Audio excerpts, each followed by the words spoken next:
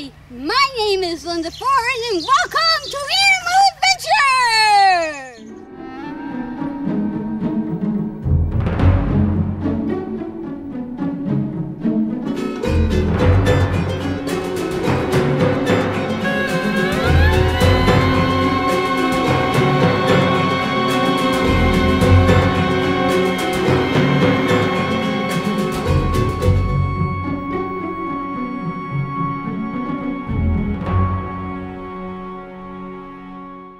Today, we're here at Drumlin Farm to learn about a working farm and to go and do some hiking on several of the wonderful trails that they have here where we can see wildlife or learn about nature on different habitats. So come along with me as we learn all about things at Drumlin Farm and Audubon Wildlife Sanctuary. I'm here at Drumlin Farm Wildlife Sanctuary in Lincoln, Massachusetts. And I'm here to go and see all these wonderful animals that are here on a working farm. But never forget, there's also trails here. So to help me learn all about the animals here and about Drumlin Farm, the Audubon itself, is Robin. How are you? Robin. Nice to meet you. Yeah, same Welcome. here. And so what do you do here at Drumlin Farm? Here at Drumlin Farm, I am actually the School and Groups Program Coordinator, so I oversee both our on-site programs where schools come here to visit us and our off-site programs where we go to schools and visit them. And then how long has Drumlin Farm been in existence? Oh, it's been in existence for a while. It's been a Mass Audubon sanctuary for over 50 years now. It was bequeathed to us back in probably in the 1950s around, and as it was a farm that we actually said that we would keep as a working farm, and we have for all these years. Oh, that's fantastic. So then if people want to learn about a working farm, how they can take and have a little garden themselves, about animals at a farm, they can come here at Drumlin Farm, right? Absolutely. You can come and just visit us in general, just as, you know, come on a Saturday or Sunday or during the week. We're only closed on Mondays, but we're open the other days. Or if you'd like to learn a little bit more, join us for a program or summer camp.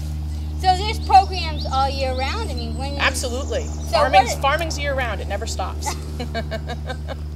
So, like, say for there's programs in the fall and the spring, but then also, do they have actually trails here that you can actually see wildlife or to explore nature? Sure, we have probably about 13 miles of trails in which you can see various bird species as well as occasional mammals and things like that. Obviously you have to be very quiet and they probably hear you coming long before you actually see them. But we do have some sightings of deer and other animals as well. Yeah, absolutely. It's a great place for birding.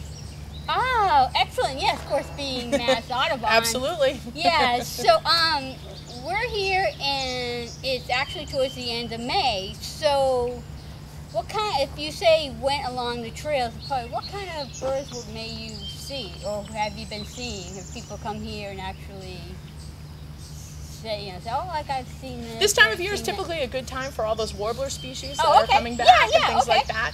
We also have some nesting boxes around, so occasionally you'll start to see bluebirds and things like that as well. So you have bluebird boxes here? Absolutely, yeah. I know a lot of places that have like bluebird boxes, and sometimes another bird so like takes over the bluebird box. Right. But that's okay. It happens. That's cool. It happens. But we have a number of different habitats that you can actually explore. We have field, we have forest, we have wetland, and then we also have obviously our farm area.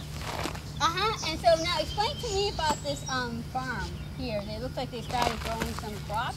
Yes, where we are right now is out in Boyce Field, which is our main actual crops area. So this is where all the growing happens for our markets, for our CSA, and for the vegetables that we sell up at the window. Obviously it's the end of May. It was a little bit chilly, so it's a little bit slower getting things out into the field, but they've started to plant. And, you know, come June, July, August, and September will be full of wonderful vegetables that you can actually purchase from us. Nothing like and enjoy. Vegetables. No, not at all, not at all. So, as far as being a green type of farm, so to speak, how do you approach that as far as watering the plants, fertilizing? We're actually a sustainable farm, so we actually do take part in sustainable practices. We don't irrigate. If it tends to be dry, they'll do some hand watering, but otherwise the plants pretty much do what they can with nature and actually do pretty well out here. We do some companion planting. We don't use chemical fertilizers or anything like that. And we also do a lot of sort of hand weeding and sort of hand picking of insects that could be harmful to the crops as well.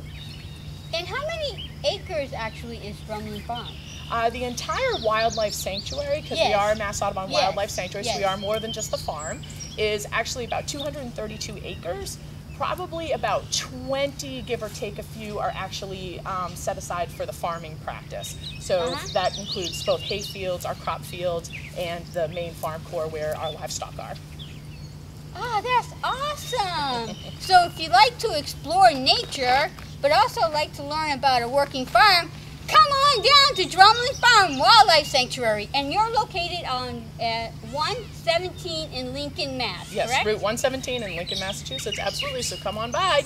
It's easy to get to because it's right on 117. Thank you so much, Robin. You're welcome. Pleasure meeting you. Thanks for coming to visit. Oh, I'm really happy to come visit. It's a great place.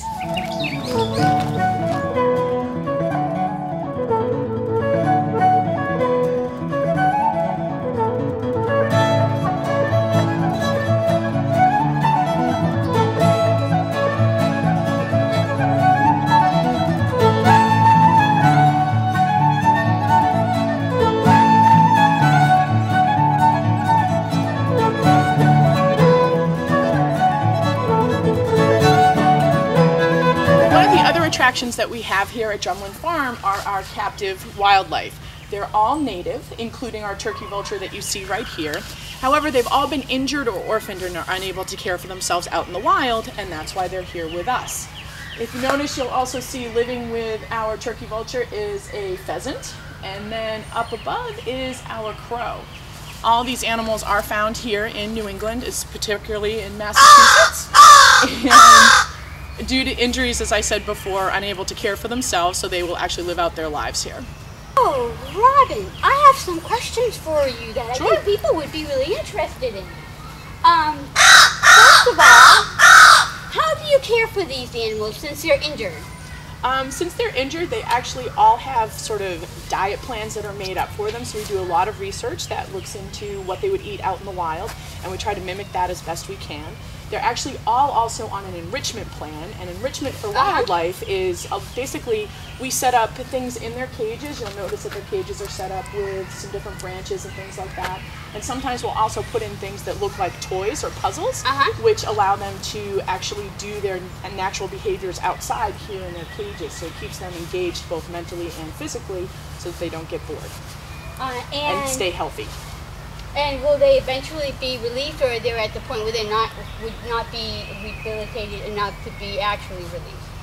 Obviously, our goal would always be to be able to release our animals, but unfortunately, the ones that live here on Bird Hill and also in our Drumlin Underground building, which is also here, are animals that actually can't be released due to their injuries. Many of them have broken wings, or they've been orphaned, so they never learned how to be adults in the wild and are unable to care for themselves. So they'll live their lives out here. And how long have these birds been here? Do you know about? Oh, goodness. The crow has been here, gosh, probably about 8 years now. He came to us as an adult, so we don't know exactly how old he is. The pheasant is probably about the same. And then the turkey vulture has been here for over 30 years. Oh, wow. I didn't realize a turkey vulture could live that long. They can live probably 50 plus years out in the wild. So if they're out in the wild, what normally would they feed on? What type of habitat would they live in? Like, say, the turkey vulture.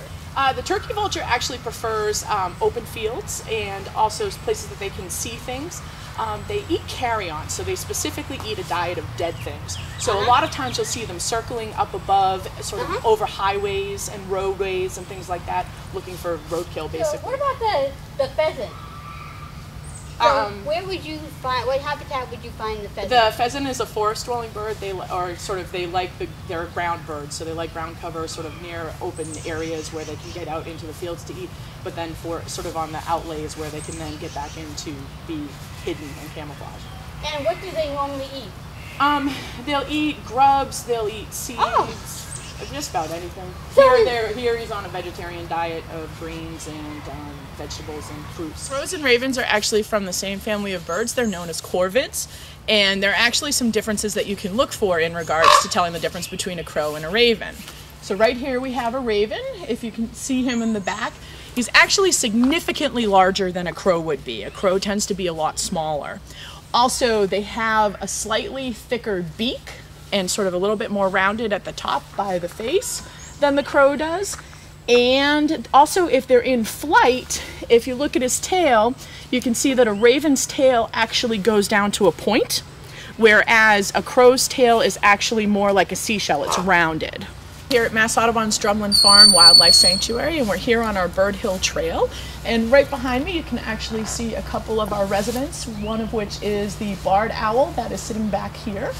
And our owls are actually, again, they're either injured, most of these guys are injured and are unable to care for themselves out in the wild, and that's why they're here. And they actually are animals that you don't typically see during the day. They're usually well camouflaged up in the trees and almost look like the bark of a tree if you're out in the woods. So very challenging to see. And then if you're out at night, they're very hard to find as well because they're what are known as silent flyers. They're very, very quiet when they fly in order to be able to catch their prey and to be able to eat.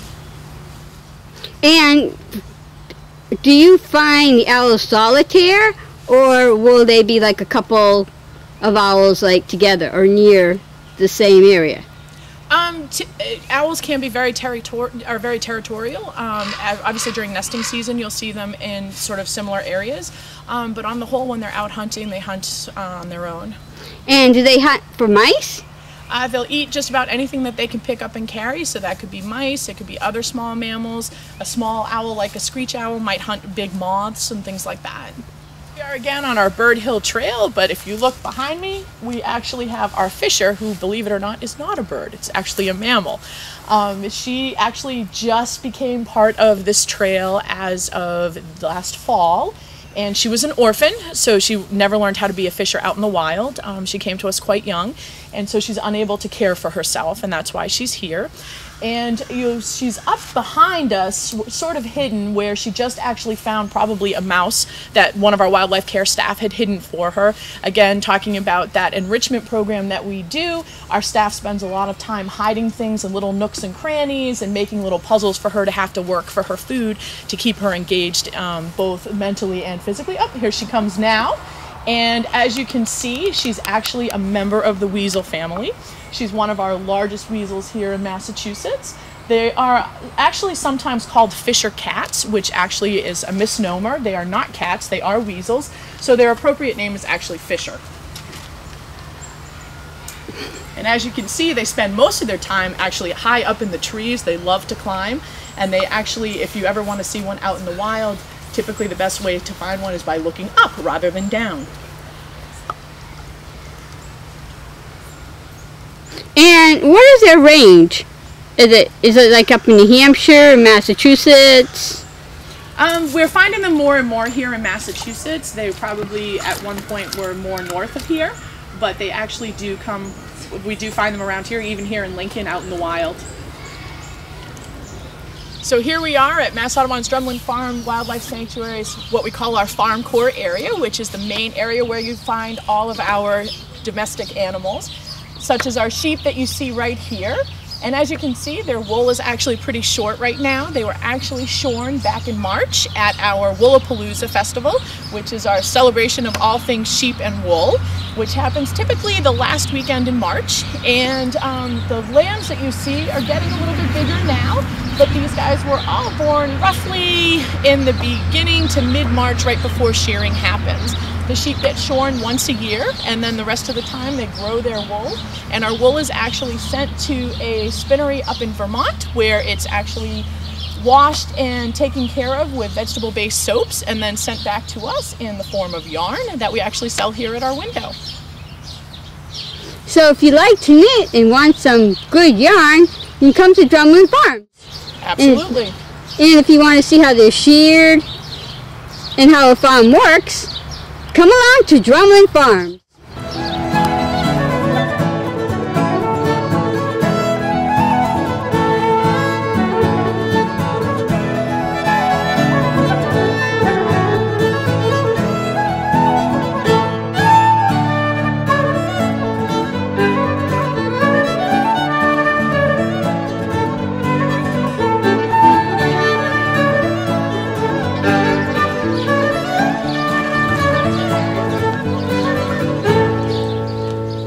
So our pigs, actually, yeah, when you think of pigs in storybooks and things like that, you always think of them being little pink little things. But these guys are actually a number of different breeds together, so they're mixed breeds. Their mom, who you can see out there, just the back end of her, she is a Poland China, Duroc, and Tamworth cross, so she's a cross of 3 different kinds, so she's got that nice reddish color to her. And then these guys are all those kinds, plus their dad was what we call a large black, and hence their black color. And how many piglets does like the pig have in a litter usually, like an average? On average, they probably have around 8 to 10, and sometimes they have been known to have more, but typically about 8 to 10 is usually about what they have. And how long does it take for a piglet to reach adult? It depends on what the piglet is going to be doing. So for these guys, as we are a working farm and we do sell our meat, these guys are going to live to be about 6 months old, and then they'll go to market.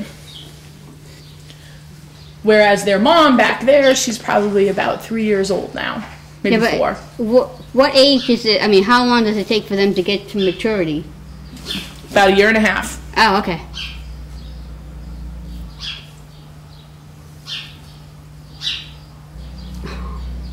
And what do they eat at the farm, at Drumlin Farm? They typically eat vegetables and things like that, but also grain. There's a special grain for pigs. And then sometimes they'll get milk from our cows. And how long does it take the piglets to get weaned from their mother? Typically it happens within about 8 to 10 weeks. They'll sort of start, you'll notice that they'll start to eat more and more solid food.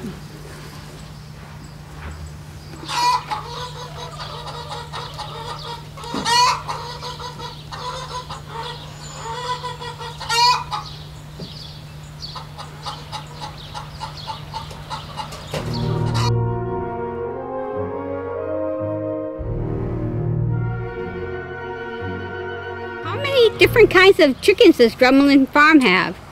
Ooh, I would say we probably have about 5 or 6 different kinds. Anything from our barred rocks to our Rhode Island Reds, and then we have smaller miniature chickens, which are called bantams, that we use for programming. So then they could come here and learn all about raising chickens, or how, like, we do have programs that we have a program called Backyard Chickens, in which you can learn how to take care of chickens in your own backyard if your city allows or town allows for it, or just come and do one of our other programs and just learn about chickens in general. Cool!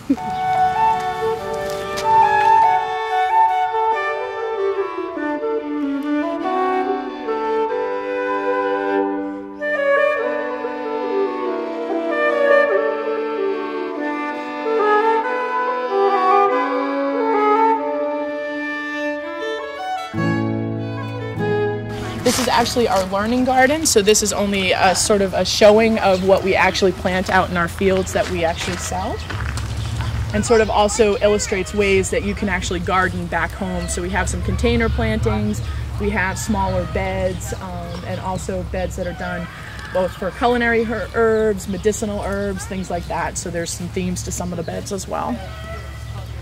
And this area is typically used for programming.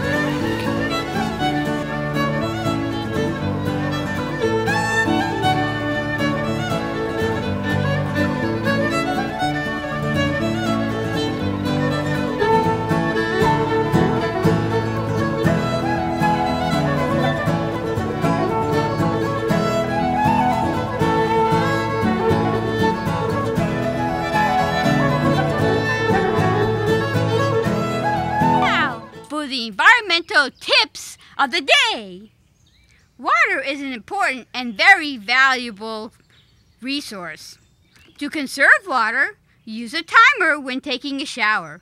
Not only will it help conserve water, but it will help you be on time for work and school. Also, be aware of animals crossing the road, whether they are turkeys, coyotes, turtles, or deer. Not only will you be saving the animals' lives, but it'll help you not get in an accident. So, be green and remember the environmental tips of the day.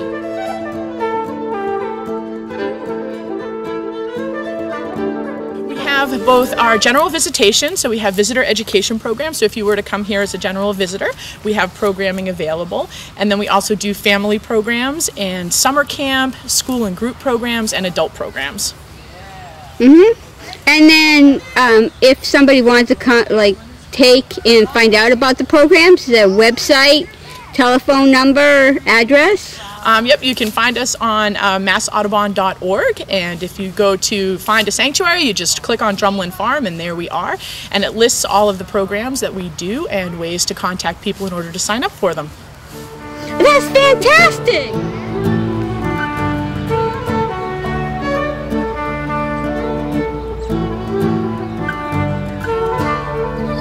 These signs are part of our green trail. And can you explain about the green trail? Like what the green trail is all about? The green trail is actually a place that you can sort of follow these signs as they're seen here, and they say Mass Audubon's Green Trail, and they show many of the sort of green components that we have here on the farm. So it could be anything from accoutrements to various buildings like solar energy or water efficiencies, or things like plantings going back from pulling all the invasives and heading back to our native species that were here before.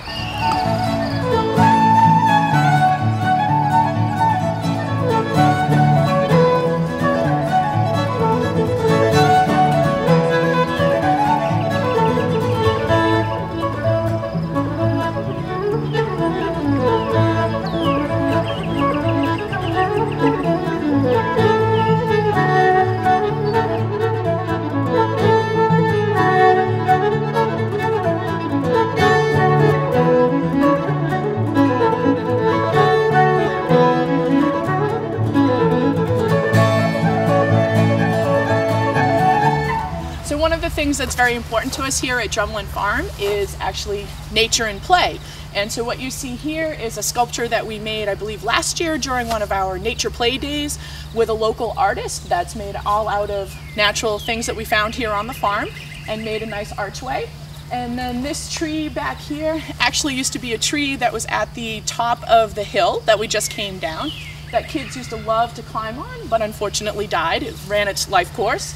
And so we made a resin impression of it, and now it'll stay here forever, and it's got little components of it, so again, the kids can play.